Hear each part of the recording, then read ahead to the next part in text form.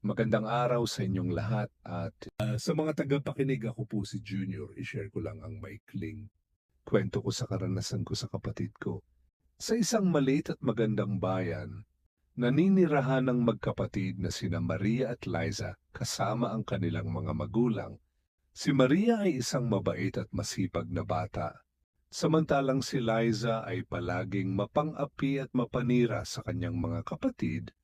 Lalo na kay Maria, ipinagtatanggol ni Maria ang kanyang sarili mula sa pananakit at pang-aalipusta ni Liza, ngunit hindi pa rin ito sapat upang mapanatili ang kapayapaan sa kanilang tahanan. Isang araw habang sila ay naglalaro sa labas ng kanilang bahay, bigla na lang sumulpot si Mang Andoy, isang matandang manggagamot sa kanilang bayan. Napansin ni Mang Andoy ang pang-aapi ni Lisa kay Maria at agad niyang kinausap ang dalawa upang pag-usapan ang kanilang suliranin. Sinabi ni Mang Andoy na hindi wasto ang pag-aapi at pananakit sa kapwa at dapat itong itigil agad. Dahil sa payo ni Mang Andoy, nagsimulang magbago si Liza at humingi ng tawad kay Maria sa lahat ng kanyang kasalanan. Tinanggap ni Maria ang pagsusori ng kanyang kapatid at pinili niyang magpatawad at magbigay ng pangalawang pagkakataon sa kanya. Mula noon, naging mapagmahal na kapatid na ulit sina Maria at Liza at naging mas masaya ang kanilang pagsasamahan.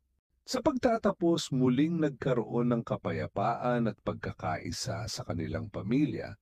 Natutunan ni Liza ang halaga ng paggalang at pagmamahal sa kapwa at si Maria ay nagpakita ng pagpapatawad at pag-unawa sa kanyang kapatid.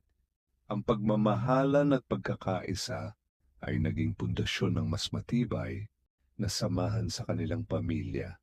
Hindi man naging madali ang kanilang pinagdaanan, natutunan ng lahat ng tauhan sa kwento ang mahalagang aral ng pagpapatawad, pagmamahal at respeto sa kapwa.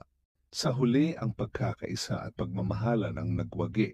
Sa mga hindi pa nakasubscribe sa page ko, subscribe na para marami pa tayong ma-upload na maikling kwento.